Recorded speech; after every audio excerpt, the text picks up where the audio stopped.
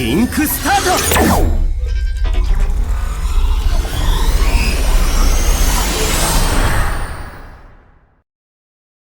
Welcome everyone. I just had to do a video about this. I'm sorry. This is just gonna be a one-off kind of side video here. I'm a pretty big Sword Art Online fan. The book, the anime, just like the world. You know, I think a lot of us have, you know, daydreamed about kind of going into the video game world and just kind of playing through it as like an MMO. So even though this game isn't an MMO, which is the primary focus of this channel, the fact that like the show and everything about that is, it would be a disservice if I did not cover it. So with that being said, we're just going to do a quick overview today. Well, this weekend they're having a beta test, kind of like a network stress test, if you will. I will throw up some times on screen here for you if you did want to join. It did start Friday. They're going to have time slots Friday, Saturday, Sunday, and Monday if you did want to try it out. It will just be a small little stress test, and then the game does fully launch, I believe, October the 3rd. So if you want to check it out, it is free to join the test. You can just go to the Steam page, request access, and you should get in immediately and start your download and check it out for yourself. With all that out of the way, let's go ahead and get into the video.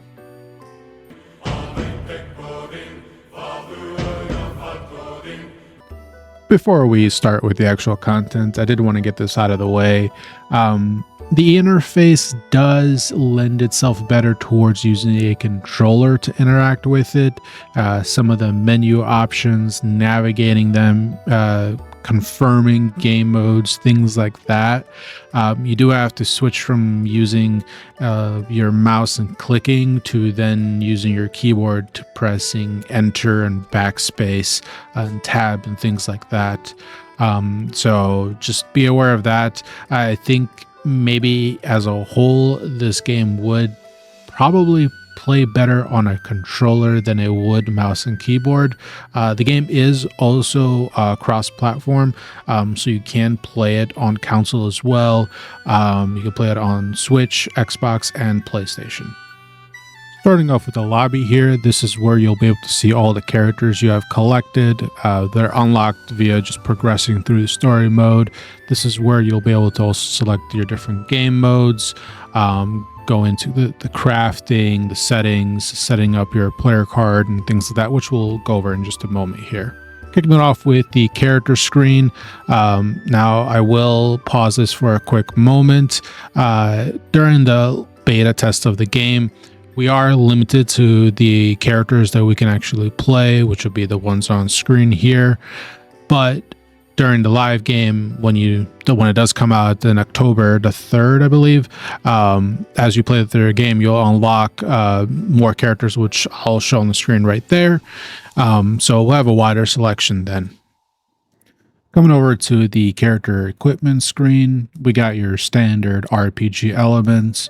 You get weapons that you can loot during your story mode, your mission campaigns, co-op mode.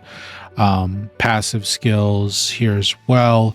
Looks like as you rank up with the characters, you'll unlock the ability to use passives on other characters as well, kind of giving you the best combinations of passive skills.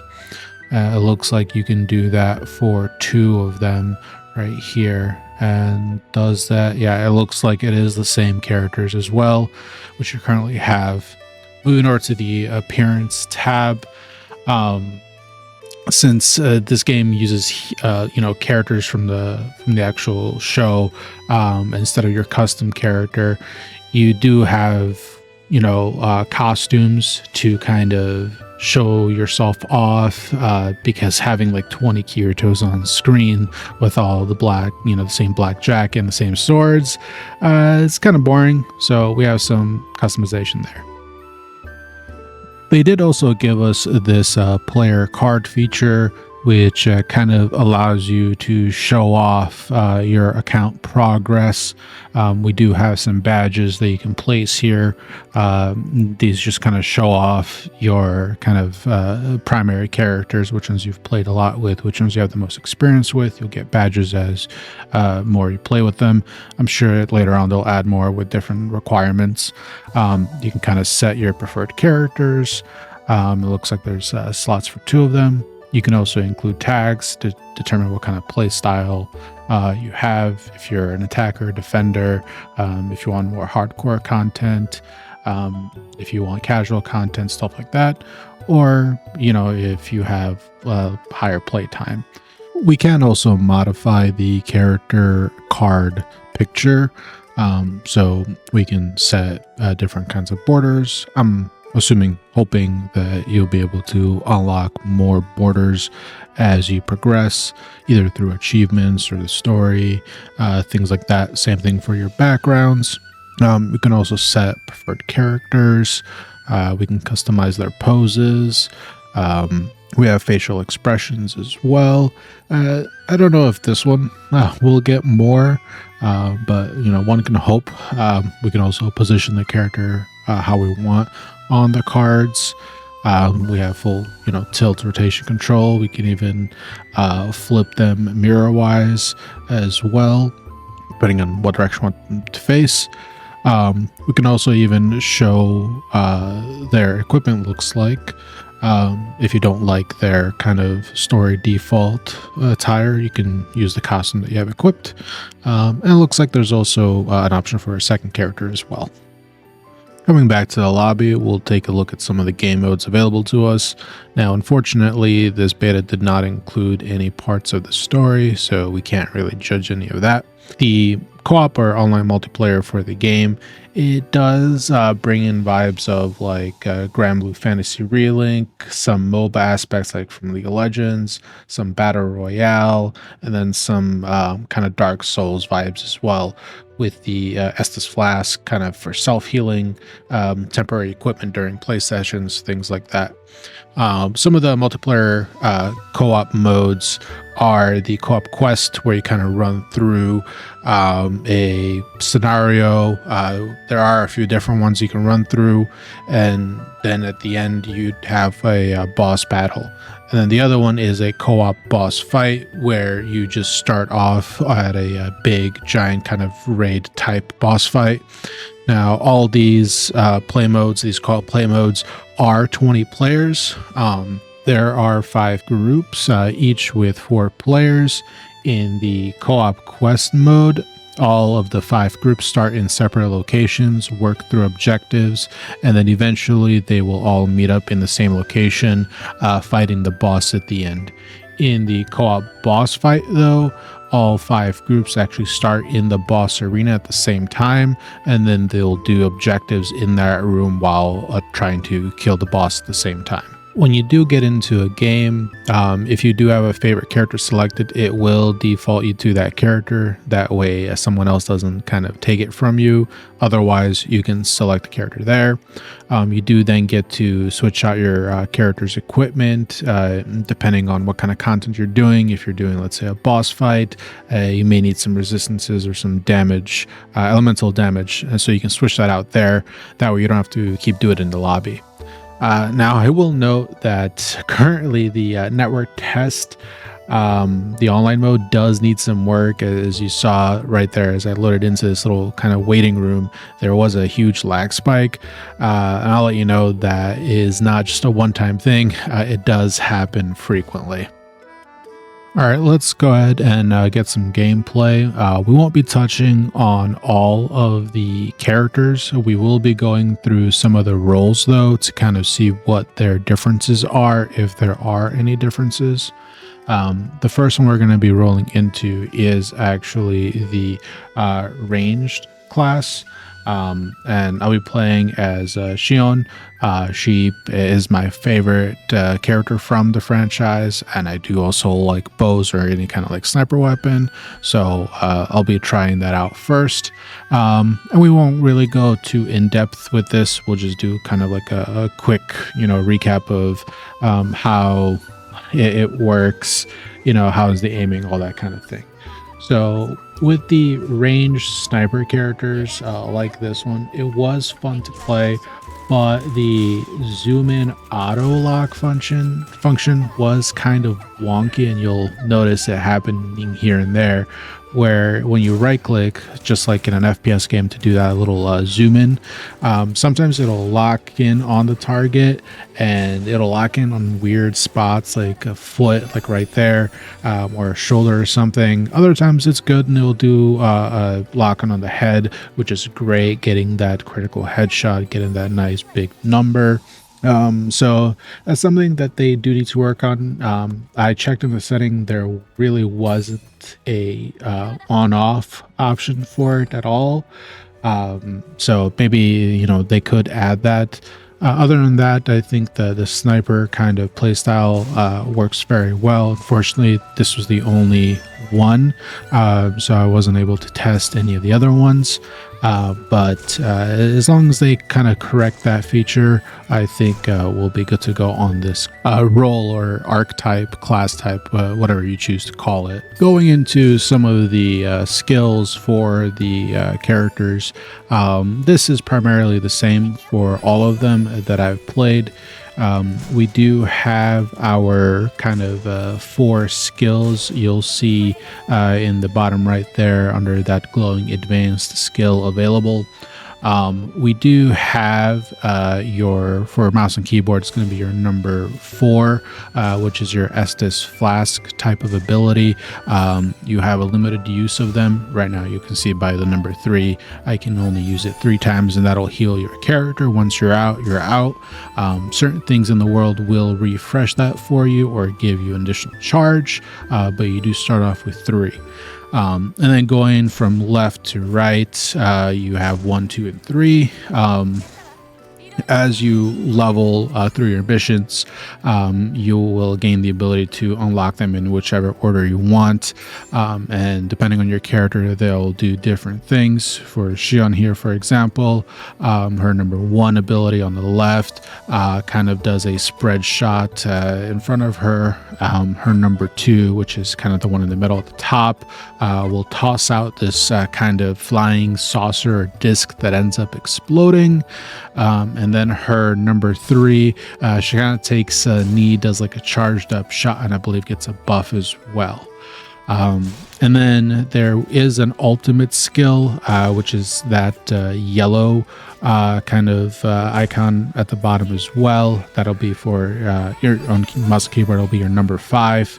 Once you build that up just by kind of fighting, you'll be able to do an ultimate.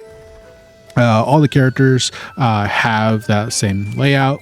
And then you also have this C button ability, which I'm going in right now, which is above my character's health. I got those 5 kind of charges.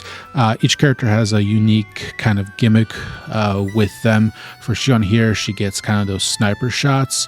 For other characters, there are different things. For Kirito, for example, when he presses C, it'll be a bar that drains. He'll gain some attack damage. He'll gain some HP recovery. For other characters, it may be like a berserk mode where they lose health, but they do more damage, things like that. So those are going to be the same for all your characters. They may do different things, but that's kind of what they'll be doing. The game does also offer a kind of a dodge and a block feature. For mouse and keyboard, your control will be your dodge or your dash. And then your Q will be your kind of block or parry. Now for the melee characters, your E is your kind of lock on. The game will kind of show you that. For your ranged characters though, and some of the row characters, because you primarily use a gun, you don't need the lock on feature. Instead, your E will be switched into like this melee attack. For Xion, it was that kick right there. So just keep that in mind, but everything else is pretty static between each character and each kind of class type. Moving over to the rogue archetype, we're going to be taking a look at one of the characters from one of the spin-offs from the show. This character uses a SMG weapon. She's pretty quick and agile, and shooting this gun feels very, very good. The only issue I have with this specific character, now the other one that's more melee oriented may not have this issue, but the targeting on this specific character's skills is very questionable. She has a kind of sliding shoot skill where she slides forward, and while she's sliding, she kind of aims down and just shoots in a straight line. Against small enemies, it is near useless.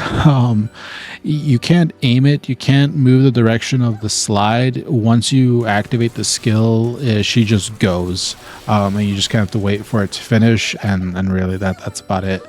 One of the other skills she has is kind of this weird jump where she'll slash in front of her and then she'll jump up in the air and then fire down, which again for smaller enemies or even like airborne enemies is not that great. I feel like this character in particular is more suited for boss characters, as you see that slide right there, where they have a larger kind of hitbox and you won't be missing much of these. Other than that, character feels really good. I think that maybe with some more passives and some better equipment, just doing the auto attack will just be enough, and you won't even need to rely on some of these skills that the character has. Unfortunately, the servers did go down before I could play the melee rogue, but when I did play for the few rounds I was able to, that character was dominating the damage charts. I don't know if the people or person that I got queued with just had way better gear or what, but the amount of damage they were outputting was just ridiculous. So I would highly recommend at least trying out some of these rogue characters for sure. Switching over to the melee characters, honestly all really feel the same. You are for the most part just going to be button mashing in melee, trying not to die. The game does have a, that dash/dodge and block mechanic I was talking about earlier, but it doesn't animation cancel any of your attacks or skills. And then on top of that, I'm not sure if it's due to the lagginess of the network, stress test or what, but it feels like there's a buffer even after your skills and attacks, that trying to press that dodge or block button, it's not as responsive as you would want it to be. The melee characters do feel like they're meant to be played kind of like a Souls-like character, where you're anticipating boss attacks, and planning for patterns. But the co-op mode, doesn't really fit that gameplay style. It's very just kind of boss rush, zerg, mash the buttons, and if you see a giant red circle, spam your dash to get out of the way and then go back to mashing your buttons. That's really what it feels like. And all the melee characters, regardless tank or the melee DPS or the melee rogues, they all really feel like that. Now, we won't go over the tank class or role in the video because they really just play like the melee DPS. There is no difference. They have more health and are tankier, but in terms of gameplay style, it's really the same. Going into the Mage class characters, we only had one, which is this extremely hilarious villain from the second season. Just the way this guy sprints and his dash or dodge is him just kind of like cowardly, just jumping or moving out of the way. Is just hilarious. So these this guy anyway suffers from a very big issue in my opinion. The mage characters are going to be squishy, but he's melee. He uses a sword, and his auto attack is a melee hit. In my opinion, I think even if he is using a sword, maybe his melee or his auto attack should be some form of, like doing a quick cast of some kind of arcane missile, fireball, icicle, something from ranged. That way they don't need to get in close. So that is one drawback. Another one is currently, now this could be alleviated later on, I'm not 100%, but the actual skills that you'll be casting do have a decently long cooldown time, so you won't really be able to spam these skills as often as one would think a mage could. Again, maybe that will be alleviated later on, but as it is, you're really just kind of a mediocre, maybe even less melee character. Maybe some of the other mages are better. I'm not sure. I know that the roster for them is larger than just this one guy, so hopefully that is the case. I also did want to add in here, because just showed it off right there, some of these Alfheim characters, they do have wings. So the characters from the second season, since it did revolve around fairies, I don't know if all of them will have it, but at least currently the ones in the game, if you do use spacebar twice to jump and then press it again while in midair, you will kind of sprout those wings and be able to fly around. You'll then get a little bar underneath kind of your feet in the center, where it will show you how far you could fly, kind of like a little mana gauge. You can see it right there. It's blue, and it does refill up when you land on the ground. Coming into the last role that the game has, which is the support characters, and we're going to be using some gameplay from the co-op boss room, or like the kind of raid fight that the game has, to showcase this one. We only have access to the one, which is Leafa here. And in my opinion, if the other ones are going to follow what this character is, it will need some rebalancing, as far from what I've played through and experienced. Currently, this role suffers from the same issues as the mage role or the caster role, where it is, as far as with this character, it's melee oriented, but it's squishy. So that is kind of an issue. The second thing is it's supposed to be a support class, kind of a buffer and a healer.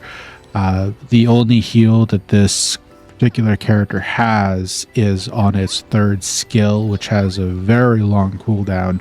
And in a couple of occasions, even watching some other videos and streamers, you'll see and hear some of the offensive players, the tanks and the melee DPS, kind of asking where are people healing? Where were the heals? Where were the heals? You just the skills on cooldown, and then when it is used, it's really not that effective with the current gear that we have. It's a heal over time. It doesn't really do much. You don't really feel the impact of it. Maybe that'll get better later on with better gear, some cooldown reduction.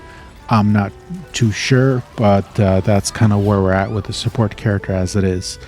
So I think both the support and the mage character, at least from the two we have, do need some rework done for them. So with all of those roles out of the way, combat in general I think is alright, and this title doesn't really do anything to improve on the franchise.